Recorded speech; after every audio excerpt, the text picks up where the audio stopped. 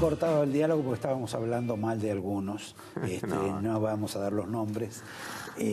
Pero ustedes deben tener la misma situación de incertidumbre que tengo yo, en el sentido de que hace 10 días había un dólar a 42 y salía la gente del gobierno o adyacencia del gobierno y te decían: qué bueno que tenemos un tipo de cambio competitivo que va a cambiar la economía argentina.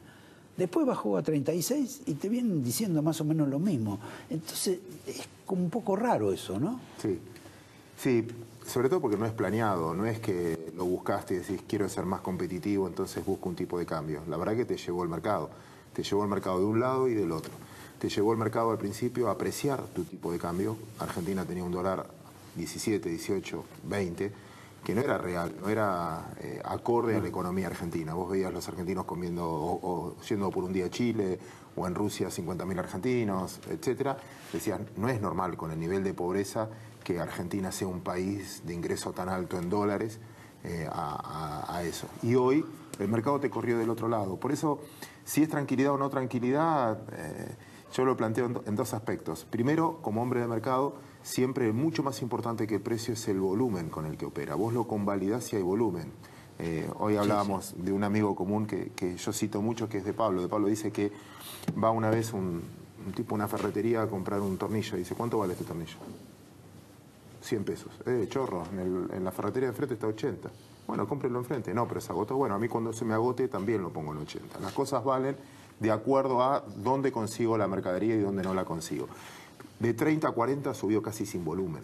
Era por falta de vendedor, no por especulación. O sea que lo que está ocurriendo ahora es lo que llamarían en otra época un overshooting. Pasó eso, no hay tantos pesos dando vuelta. Vos pensás que hasta junio, más o menos, compraban dólares los importadores, cerca de 150 millones de dólares diarios compraban los importadores, y los ahorristas compraban cerca de 200 millones de dólares diarios. Ahora están comprando 15 millones... No hay ni importadores ni ahorristas. La sequedad de la economía, la contracara es la sequedad de pesos de la economía, o la recesión, por eso no hay importación, hace de que el dólar hoy no esté tan demandado.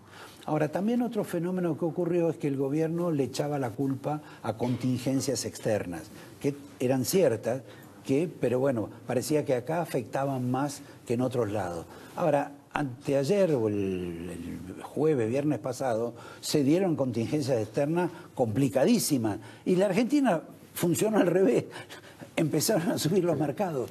Bueno, ¿esto que es también el overshooting? ¿O? Pero es otro precio. Una cosa, hay también una vieja frase de Warren Buffett que dice que cuando baja la marea y te das cuenta de quién se bañaba desnudo. El contexto internacional dice que baje la marea para todos, para Turquía, para Brasil, y tuviste hasta efectos políticos en España, en Italia, porque la marea bajó. ¿Por qué en Argentina pegas más que el resto? Porque no tiene ahorro interno. Entonces, afectó mucho más que el resto, por debilidades internas, pero sí hay un condimento externo. ¿Qué significa no hay ahorro interno? Los americanos, más o menos, tienen un mercado que es 2 veces su PBI.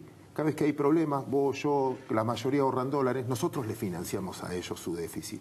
Cuando Brasil tiene un mercado que es 62% su PBI, Argentina tiene un mercado que es 14% su PBI. Cuando entra plata, el dólar se te aprecia porque no tenés quien le ponga el pecho. Cuando se va la plata, no tenés fondos de pensión, no tenés fondos de largo plazo que puedan comprar lo que venden. Entonces nos afecta el doble.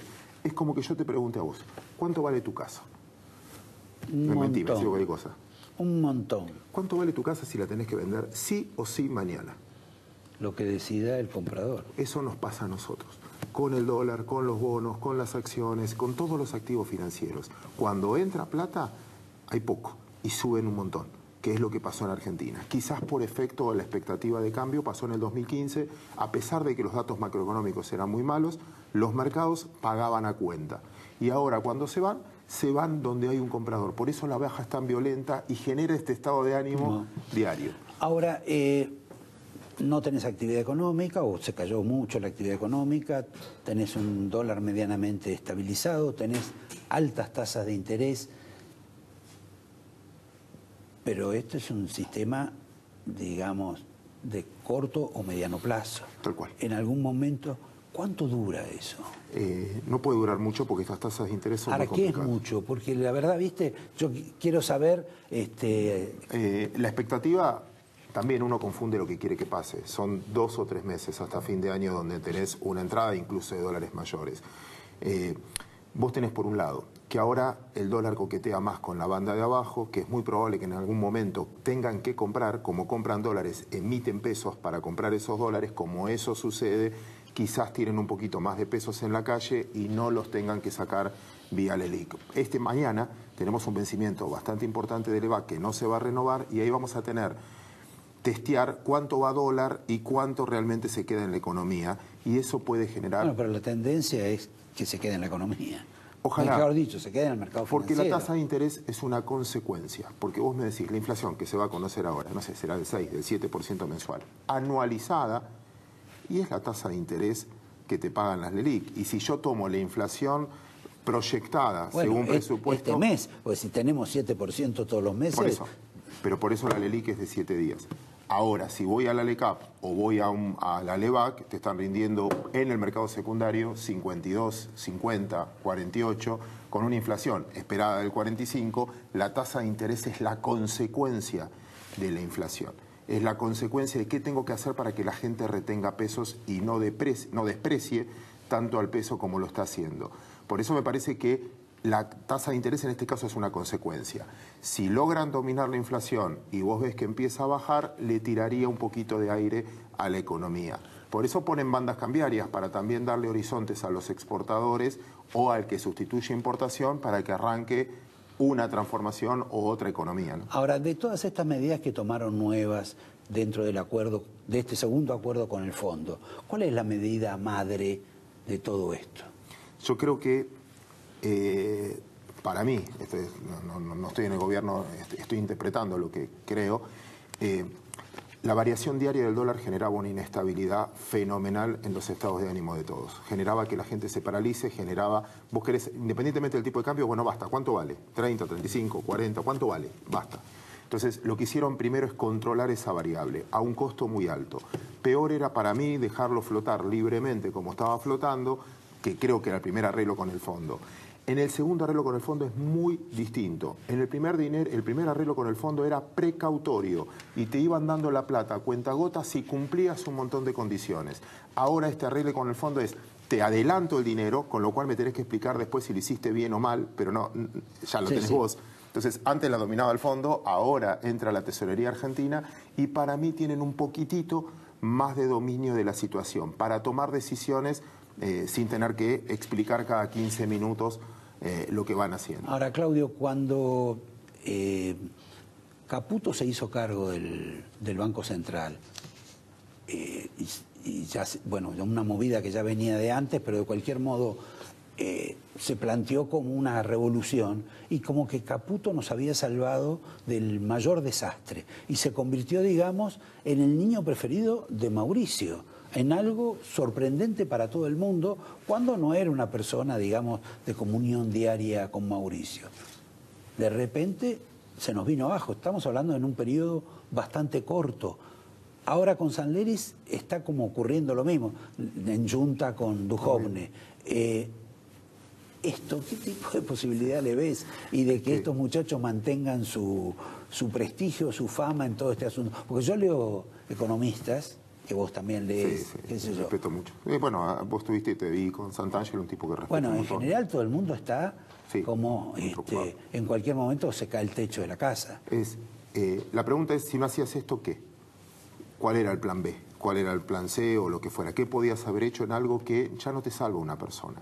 No es una cuestión de personas, de nombres, de apellidos, etcétera. Es la credibilidad que vos tenés en un plan. Cuando vos agarrás un billete de $1 que duró toda la vida y es la moneda, si querés, por excelencia de intercambio mundial, dice, creo que en la moneda, Dios. Confiamos, ¿no? Exacto. O sea, que es la credibilidad que vos tenés sobre eso. Entonces, yo creo que no es una persona. Si vos dependés de una persona para creer en algo, es que no hay estabilidad. Entonces, vos tenés que creer que este plan dura, etcétera. Lo que hicieron ahora, o lo que intentan de dar ahora, bueno, el plan es esto de agregados monetarios, no vamos a emitir más. Es un anuncio muy duro para la economía argentina, pero si no hacías esto, ¿qué? Y yo creo que ahí vos no elegís entre... Sí, sí, pero digamos, pero por ejemplo, vos lo que tenías antes era el tema de las metas de inflación, era lo que guiaba al Banco Central. Ahora los guía las metas de los agregados monetarios. ¿Por qué no nos explicás exactamente cuál es la diferencia? Porque, viste, uno tiene un alma de almacenero y es plata que entra y plata que sale. Y a mí me parece que también con el tema de la LELIX que reemplazan al LELEVAC, también tenés un agujero fiscal de un modo o de otro. Sí. Mi mundo es más financiero y licenciado en administración, no de economía, pero sí te voy a explicar. Pero te encanta explicar a vos, sí, por eso te invité aparte. No, pero aparte escucho y me gusta mucho. Bueno, metas de inflación es que vos ibas emitiendo de acuerdo a la inflación esperada. Entonces agregabas una cantidad de pesos en la calle de acuerdo a cómo crecía también la inflación o cómo crecía la economía. Entonces cada vez había una emisión permitida. Ahora estos agregados monetarios, cero. Trato de cortarlos, claro. No emito más. Yo creo, no sé si lo vamos a cumplir o no, pero no emito más. El ejemplo que te puedo poner es, no sé, un vaso con agua. Vamos a suponer, esto lo hacía con los alumnos, me acuerdo. Vos le das a todos los alumnos 100 pesos de cotillón y licitas un vaso con agua. Entonces todos te empiezan pagando 2, 3, 4, 5, hasta que alguien te paga 100 y todos te pagan 100. Si le das 200 pesos de cotillón a cada uno, te terminan pagando 200. Si le das 500, terminan pagando 500. Si yo aumento la cantidad de pesos y ofrezco la misma cantidad de cosas, obvio que esto va a subir de precio. Entonces, lo que quieren controlar es esa cantidad de pesos. Ahora, es muy duro y está haciendo, no hace falta que te lo cuente yo, hablas con cualquier pyme. Estamos diciendo emisión cero y tasa de inflación de 7 en un solo mes. Debería, por eso. Esto es muy duro para la economía real, cada vez hay menos pesos. Como hay menos pesos para la misma cantidad de cosas, lo que esperan es que baje ese valor de cosas, baje el dólar y algunos precios bajen. No es que van a bajar nominalmente, sino que en el fondo es, no sé, una pyme que dice, bueno, yo este vaso... Mira, hay un dato muy simple, más simple. La inflación mayorista fue un 50% más que la inflación minorista. Eso es pérdida de rentabilidad de las compañías. Claro. Porque no pude trasladar a precios porque no vendo. Y si no vendo, yo el cheque lo tengo que levantar, el alquiler lo tengo que pagar, el salario lo tengo que pagar, entonces vas a ver 2 por 1 o 3 por 1, etcétera, ofertas. Hasta que se normalice. En algún momento... Y después no van a cobrar la inflación que se tuvieron que comer. Va a ser de acuerdo a también la demanda que tenga la gente, porque va a ser difícil que crezca la demanda. Si haces una encuesta en toda la gente que trabaja con vos, a vos te debe pasar también, a mí me pasa, te alcanza para menos cantidad de cosas, porque las cosas, vos tenés, ¿en qué gastas vos? ¿En qué gasta la mayoría de la gente? Un tercio de servicios, un tercio tiene que ver con el dólar, porque importamos nafta, etcétera, y un tercio en una empresa de salario.